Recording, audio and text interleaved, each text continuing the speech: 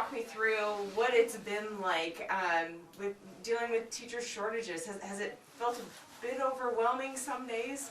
Yeah, I mean, there are days, especially in the past few weeks, that have been pretty hectic and pretty just, us kind of with our hair on fire, not knowing exactly what we're going to do to secure coverage in classrooms.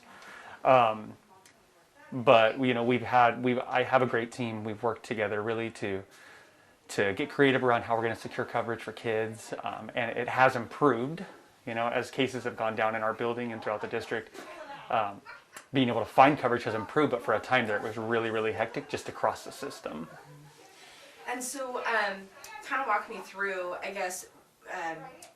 What maybe was your biggest day of meeting teachers or subs for teachers or filling classes? Yeah, so there was a time about 2 weeks ago, maybe 2 weeks ago or so, that we had 11 certs out of the building and about 6 classroom teachers that we needed to find coverage for, right, and get adults in front of students.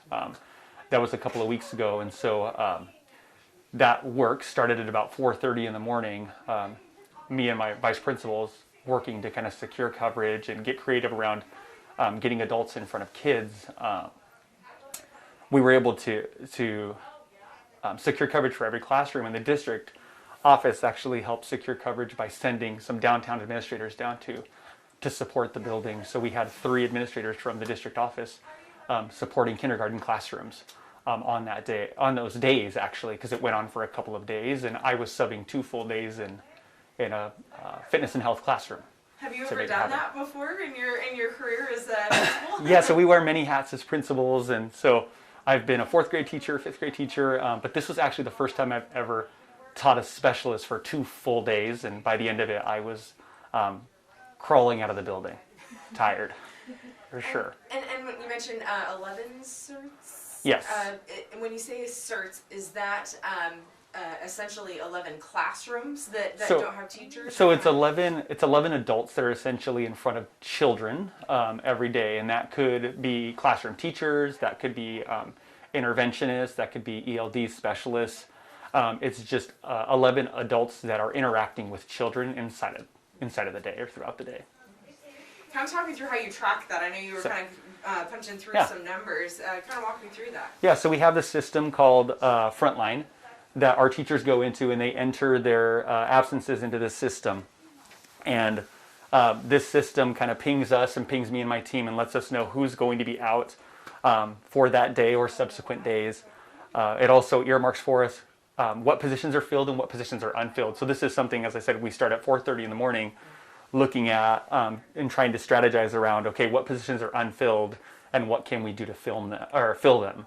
One of the biggest tools we have is our staff rotational schedule that we utilize every day. And what that is it just breaks up the day into 30-minute chunks. And so we use that rotational schedule and just plug adults into classrooms inside of 30-minute to hour windows. That for us is kind of like a worst case scenario. We hate to kind of do that just because it means that there are sometimes 8 to 9 adults in front of one group of kids inside of a day. So that's really hard. So what we try to do is shoot for consistency as much as possible and try to get adults in there to stay with kids or at least secure coverage, partnering with the district through this program and through the sub desk. And why have that rotation? Is that to allow for breaks or? Yeah, so teachers are entitled, inside of their collective bargaining agreement, they're entitled to planning and prep time.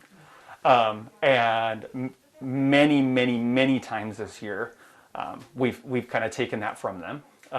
And they're always willing to give it up and support and step in where they can. But yes, they're entitled to planning and prep time inside of the day, and so we're only allowed inside of the day to take a certain amount of time from them. But they're always willing, and they're always willing to give it up and support where they need, because it's what families do when we need help. So, have there been days where you just can't make time to give teachers their break? There are, and so what ends up happening, we end up compensating them for that lost time.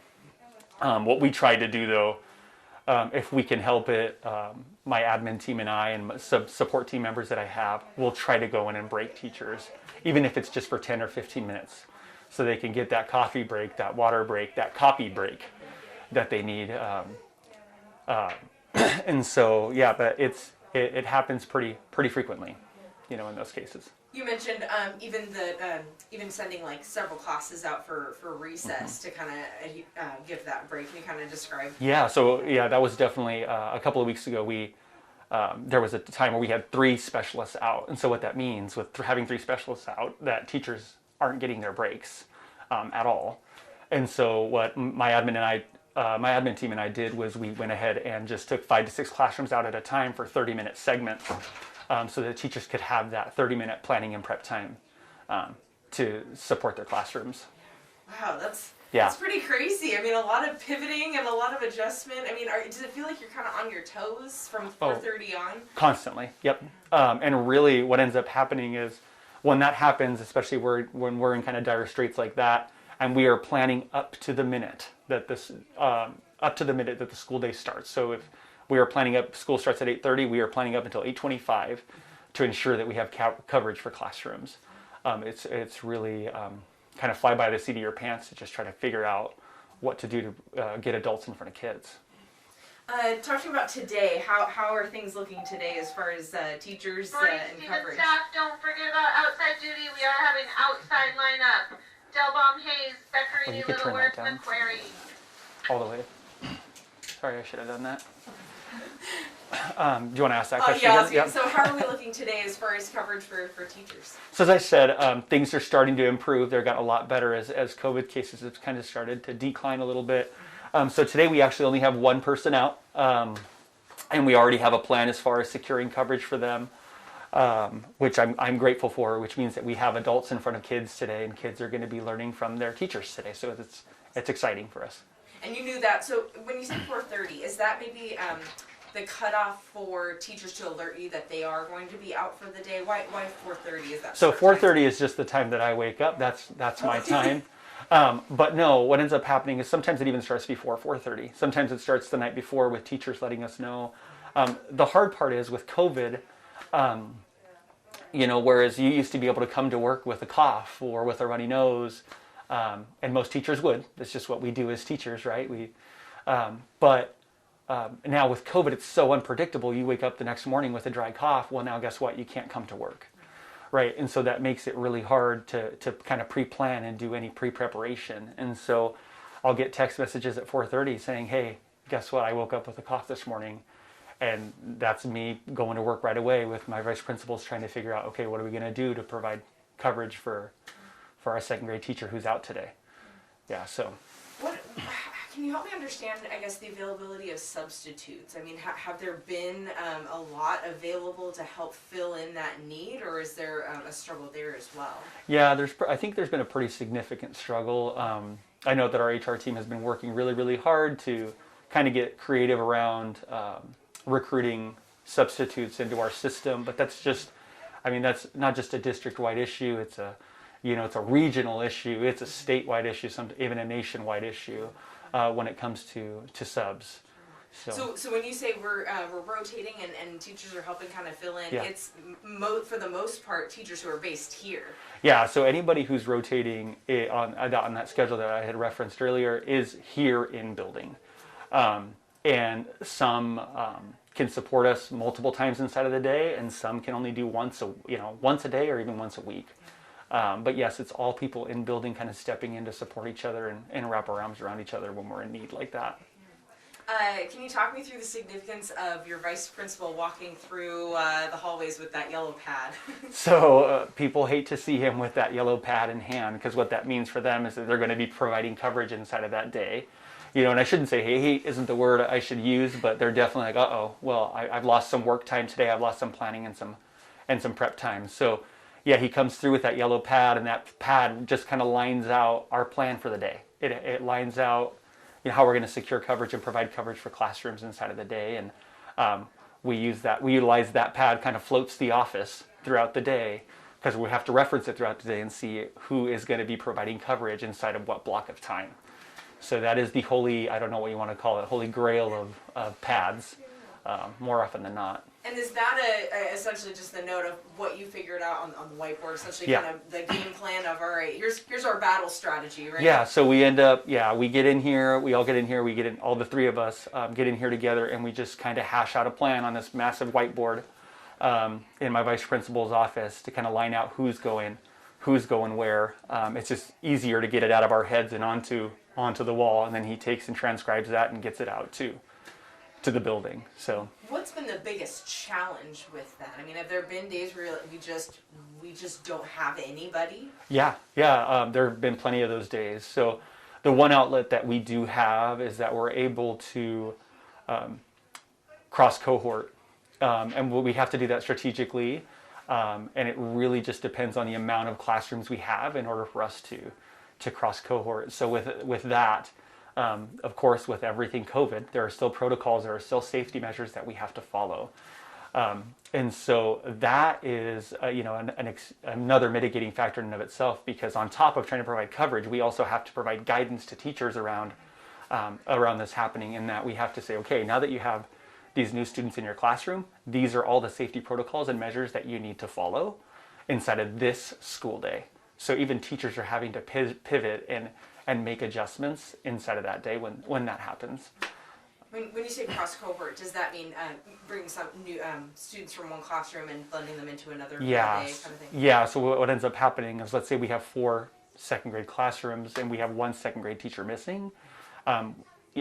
We typically have about 16 kids in those second grade classrooms, and we're able to put, let's say, 4 to 5 additional kids into different classrooms.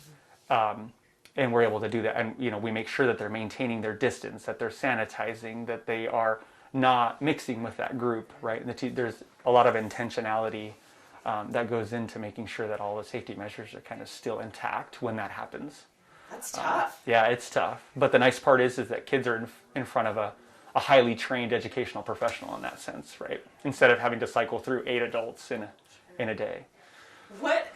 I'd love to hear just kind of what goes through your mind when you're tallying up, okay, where are my bodies? I mean, what are you feeling? What are you thinking? So really, I mean, I would say a couple of weeks ago, I was getting a text every 10 or 15 minutes, and I would just think to myself, and I'd text my PAs, I lost another one, we lost another one, we lost another one. And it's really, okay, what are we going to do? What can we do?